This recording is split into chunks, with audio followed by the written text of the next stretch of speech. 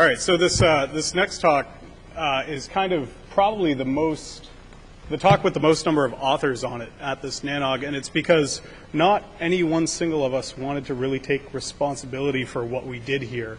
So we have a bunch of people up here to talk about prefix hijacking mitigation, and that something may be better than nothing, but really it's quite a paralyzing event on most networks. So here's our outline. We're going to talk about how prefix hijacking, what it is and how it occurs, and how you get it done. Not that any of you should be doing it. But then how do you mitigate against it? What can you do about it? And we'll find out that what can be done is pretty limiting. And then the group of panelists work on an experiment to see if there was something we could do to defend against a prefix hijack. And more on that later, and then we'll get into some Q&A at the end. So prefix hijacking 101. Go into your router, set up a prefix that belongs to somebody else and start announcing it into global BGP and hope you get some traffic. In my particular case, I'm a DNS operator, so that's particularly damaging to me because I don't know who's in the path and who's not in the path necessarily without some really good monitoring. You could always announce a more specific of somebody else's prefix and guarantee that you're going to get that traffic. But essentially, the synopsis is that you're trying to steal someone else's traffic off the net.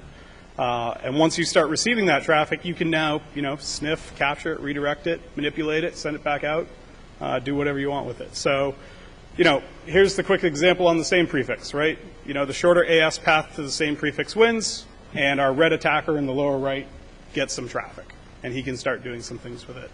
In the case of the more specific prefix, you have the same AS path. The more specific prefix wins. We all know this. We've been doing routing for years, and that's how it works. And the attacker gets the traffic. And then you have a talk from a couple nanogs ago, an advanced man-in-the-middle attack where you can actually sit in between two ASNs, hijack traffic, going to your victim, and they never even know that it's occurring. And you can possibly manipulate traffic on the wire as it's going through the network. And that's everything from, copying, observing, and recording the traffic, handing it back to the originator, sitting there and making sure you're manipulating TTLs in ways that hide you, and you're essentially masked to the world. So what's the impact of prefix hijacking? I mean, we were all around the day that YouTube, the day that YouTube died. That was a pretty boring day. But, for space that's in use, it creates problems with existing services. For space that's not in use, suddenly, you don't know your space is hijacked, and you try and bring it online, and things don't work the way you expect. So also bad. And as I said, does this happen, right? We knew about YouTube. Doesn't happen as often as people think. Certainly not, on the basis of days or weeks, but it does happen. And it's a really big threat to your network. Man in the middle, other than experiments, no known cases yet.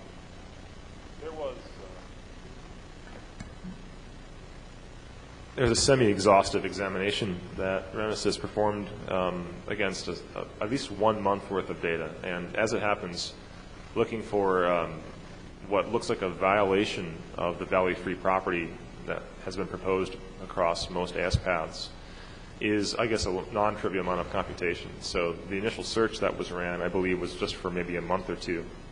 And this presentation was what Renesys gave at Black Hat earlier this year, I believe, March, April timeframe.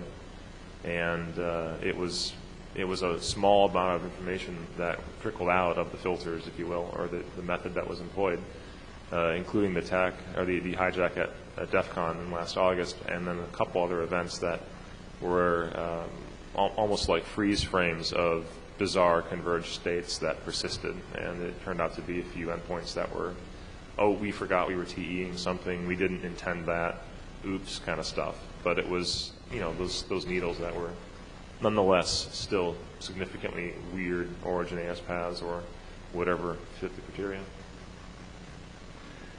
So why don't we fix this, right? We've been trying. Peers don't route filter each other. There's no trust anchor system in BGP routing at all yet. There's no way to validate routes in flight. These are all things we're working on. So in the absence of a hijack, in the case that it can exist, what do you do? So here's some best practices that we kind of put together about defending against a hijack. So, of course, you need to detect that it's occurring. There's multiple ways to do that. You need to investigate what's occurring. You got to mitigate that somehow, and then you got to clean it up, right? So step number 0, some preparation. Make sure your prefixes are yours. Make sure they are actually allocated to you. Make sure you have documentation of that. And make sure that if you're routing customer prefixes, that you have LOAs for those. That way you know that you're supposed to be routing them and nobody else should be. Make sure you get your prefixes registered in some sort of internet routing database. As a precaution, ask your providers if they will accept and carry a 25 through their backbone for you for your prefixes. This can really save you. We've seen from past discussions that everybody thinks the mythical boundary of the 24 of propagation isn't really real, and that you can get things that are more specific than a 24 to be carried. And also ask your upstreams and your peers about the ways that they deal with mitigation. A couple other things. Don't put your key critical resources in the same net blocks. Don't put your DNS and your web server in the same announcements, because if that announcement gets hijacked, you lose everything. You're much better off to have some services running, and not all, but at least you have something. This was one of the problems with YouTube. Talk to your provider. How much clue do they have about dealing with this? The more clue they have, the better your chances. Join some security groups. There's plenty of them out there. Join them. More importantly, network, form relationships, come to meetings like NANOG, get to know the people that are going to be able to save your butt when this happens, because you're not going to be able to take care of this yourself. You might even want to buy them drinks ahead of time to help save your butt on this. All right, so detection, right? There's lots of tools. You might have something of your own. You might use RightBriz. You might use FAS. You might use Cyclops. You might use BGPmon. You might use Renesys. There's plenty of tools out there that can do this for you. Use them. Some of them are free. Some of them are not. So how do these tools work? You know, they'll detect change in ASN. They'll look at route propagation through an unknown path or unauthorized peers. They'll look for origination of a more specific prefix, a different prefix. You have your own traffic monitoring. You know, you expect to get 30,000 packets per second of something. That drops. Well, something's gone wrong. So you start, looking into this. Number 2, start investigating. Make sure it's actually a hijacking and that, some admin on your network hasn't started announcing more specifics in a place that they shouldn't. Find out who's actually responsible for the hijacking. This is important. And these tool sets can really help you with this. Make sure you gather your evidence very carefully, log things down, because you're going to need this information to get your routes back. So mitigate. So now you start, let's say that your hijack block is a 24, or any block. Find what your most critical elements of that block are, and start announcing them as 25. So deaggregate your block. You're going to rely on the most specific rule winning. This isn't going to necessarily get all of your traffic back, but it will get a lot of it. Then contact the nearest responsible party to the origin of the hijack. They're the people that are most likely going to be able to suppress these prefixes from leaving the attacker and taking your traffic away. Ask them to route filter. Your upstream can also help you with this as well. So contact them. Have them start reaching out into their networks. And again, the RIR, IRR, LOA data that you have may come into play here, because people might want you to actually authenticate that these prefixes are yours. And then finally, when the hijack attempt is over, you're going to have this mess of DAGs that you've started announcing into global BGP. Obviously, get rid of those because we don't need them floating around in our routing tables. And thank everybody that helped you out. And so this is kind of like what your options are today. As far as, from talking within this group, this is what we thought our options were today. This is your best practice. Get on the phone, make some phone calls, and hope and pray. And then you have the DAG method. That's about it. So we said, let's try something. Let's rely on the fact that route flap dampening causes prefixes to be removed from routing tables and see if that can help you in the case of a prefix hijacking. So what we said is that figure out whatever. It's not my fault. That's why there's so many names on the list. Don't listen to the bald man. Listen to this bald man. So the concept here is find the route that's being hijacked and flap it more and try and get it out of people's tables by the use of route flap. It sure sounds funny, doesn't it? It sounds like it should work, right? You know? Who thinks it would work? Who thinks it would work? Patrick? Todd? Got a couple in the front row. Who thinks it wouldn't work? Okay, later on, come and ask and say why you think that would be. All right. So this was our experiment. We took a 23 that was stably announced to the world. We took a 24 component of that 23 and announced that as well. That was our hijacked path. And then we started flapping it with the theory that that 24 would flap enough, eventually route flap dampening would kick in, it would be removed from routing tables, and the original 23 would get the traffic back. So here's what our blocks look like. 24 being announced by the original, the true origin, ASN-A.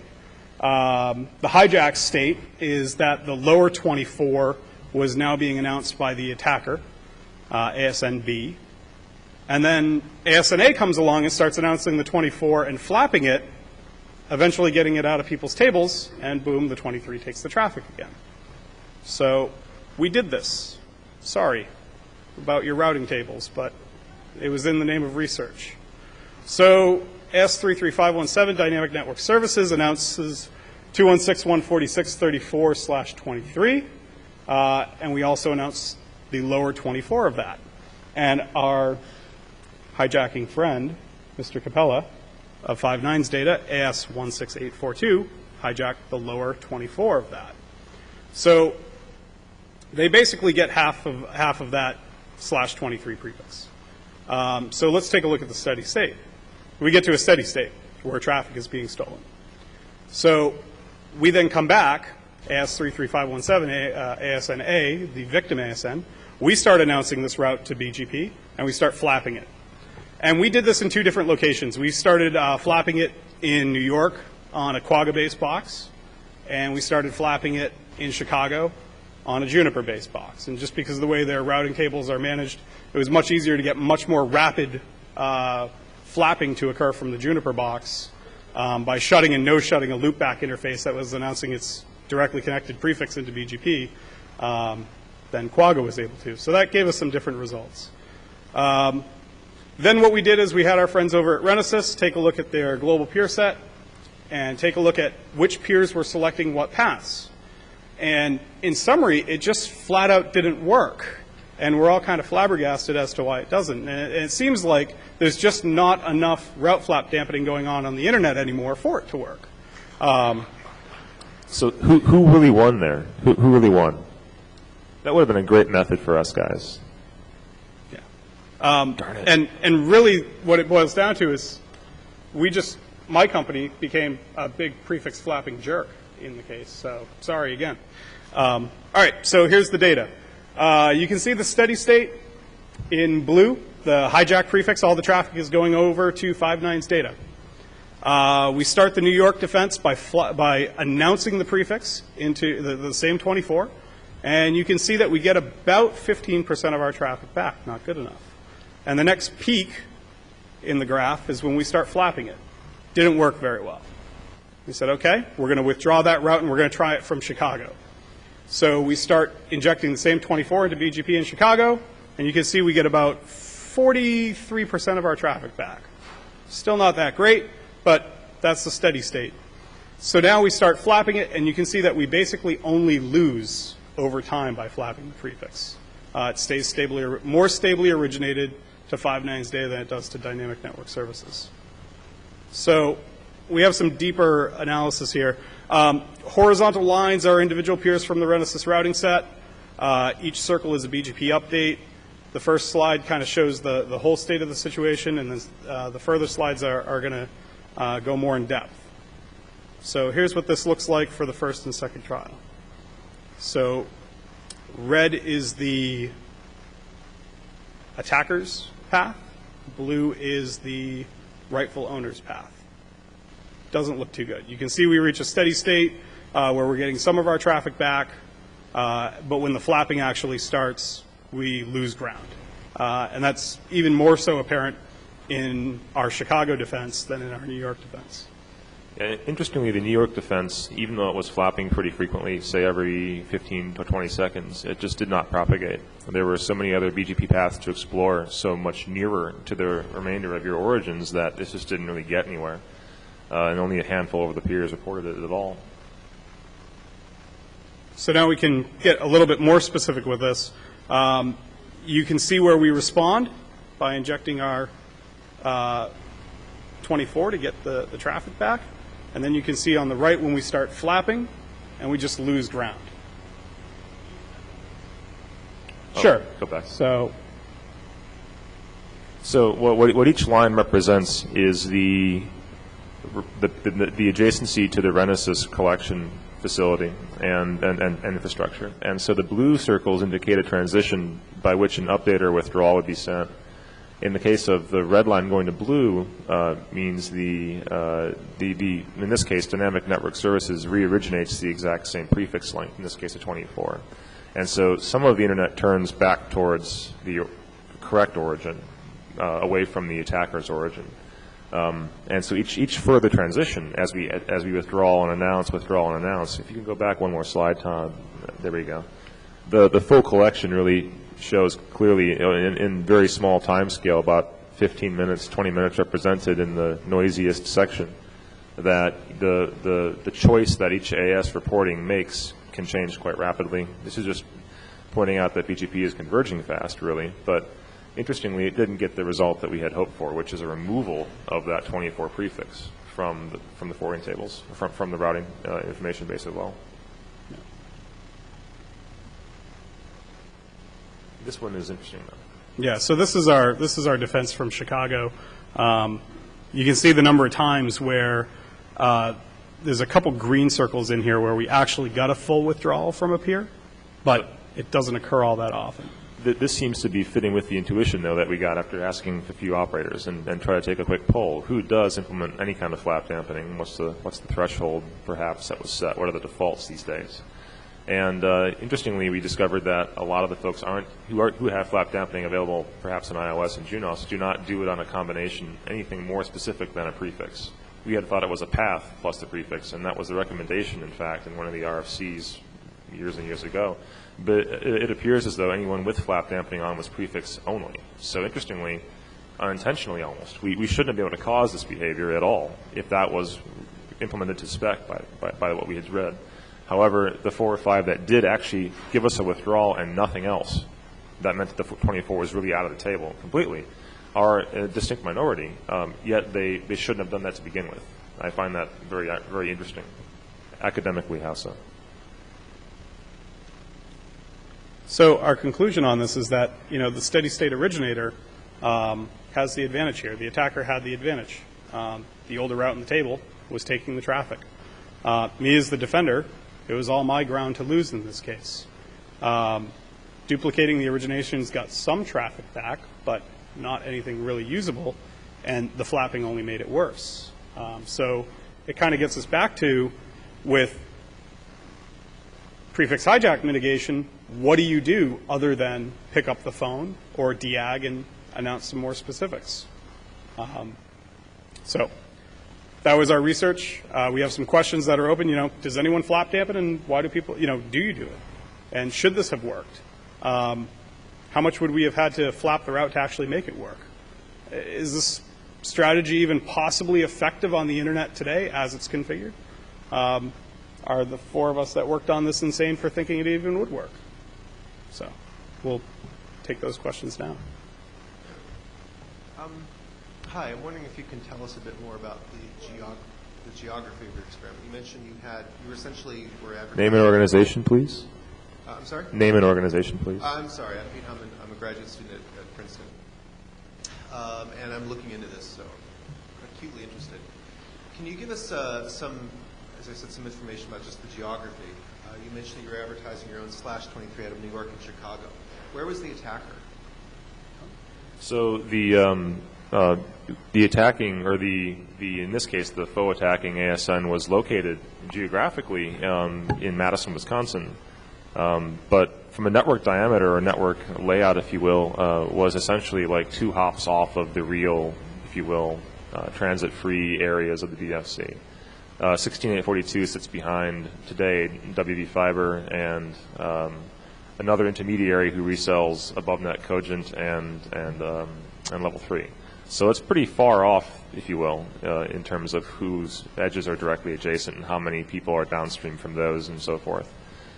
So, the only reason the traffic initially came over was just the prefix length winning. But the later attempt to regain the ground, actually, we're still successful at pulling it away. I would posit primarily because it was so far off from, quote unquote, the core, if you will. I hate using that word, but I don't have a better one for it. And even in our case, in defending, our network was connected at the time. We were making these originations through Tata, NTT, Level 3, and Telia, who are, if not the default free zone, very close to it, and that was not helping. Okay, sorry. So both of the New York and Chicago sites were stub sites, but the attacking AS may have had customers of its own, or were all 3 stub sites? Oh, I would say these are all stubs. Absolutely. Yeah. These are ASs which have a transit cone of like 1 or 2 behind them, and almost nothing downstream. These are just hanging off the internet at large. Great, thank you. Steve Gibbard from GoGrid. I think I can answer your why the flapping didn't work question, which was presumably the only people who saw the flapping were the people who already saw you as the best path. Good point. Okay. Yep.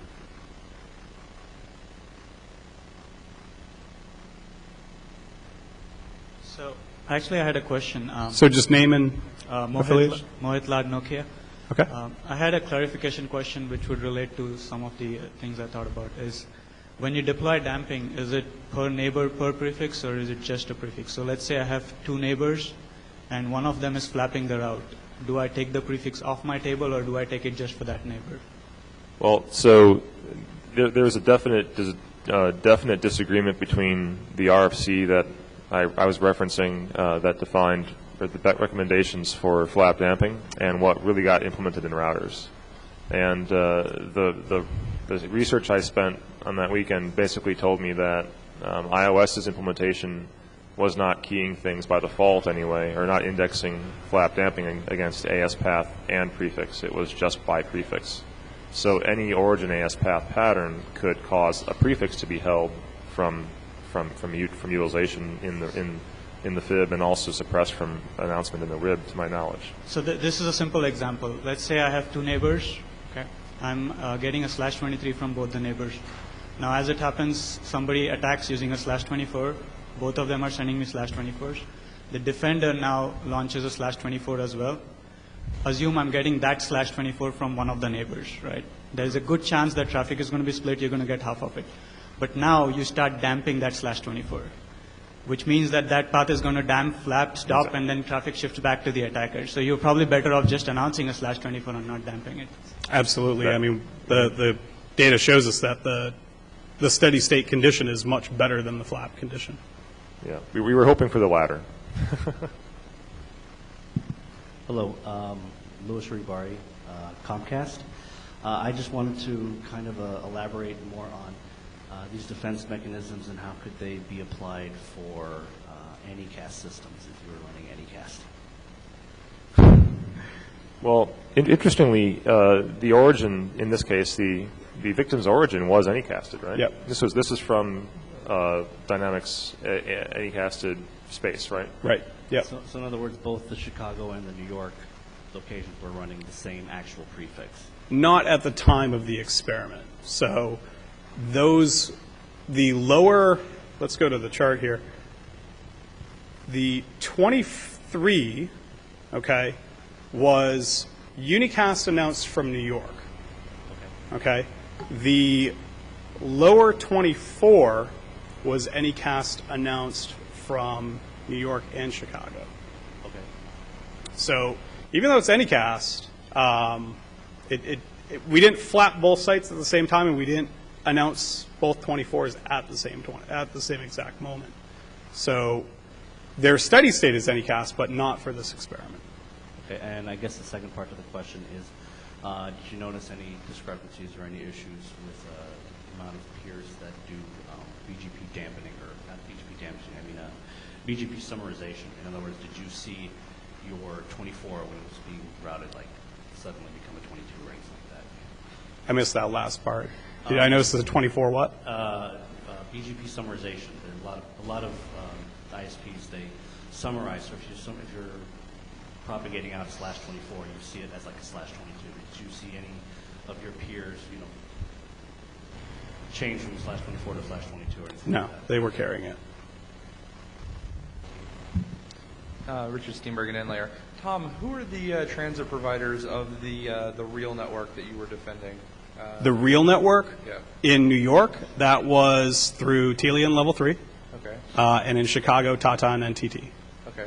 Well, I was going to say that when Tony mentioned earlier that even though these stub ASs were, had a very long AS path, he mentioned that they were also customers or customers of a large number of networks. So in the end, it may not be a question of AS path. It may be a question of local pref.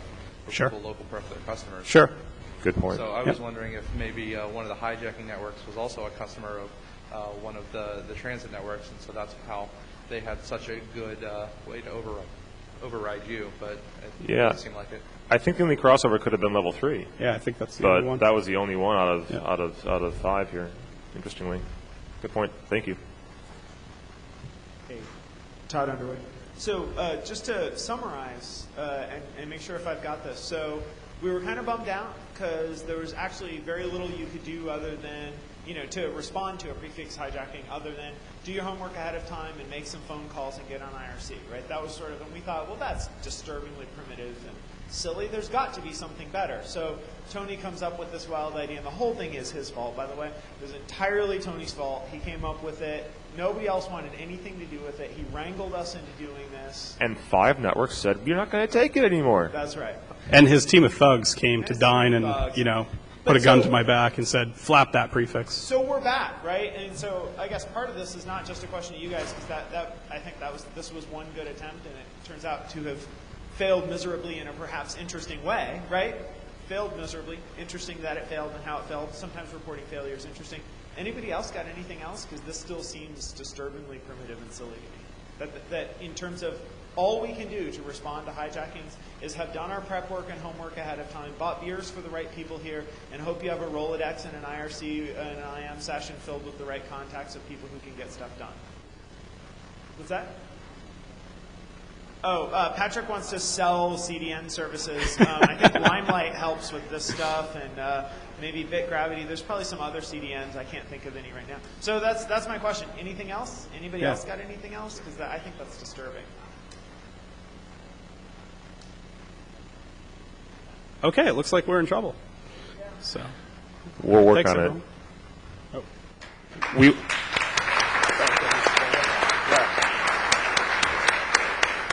Tony's going to work on it and do more testing. We'll have a better idea. All right, so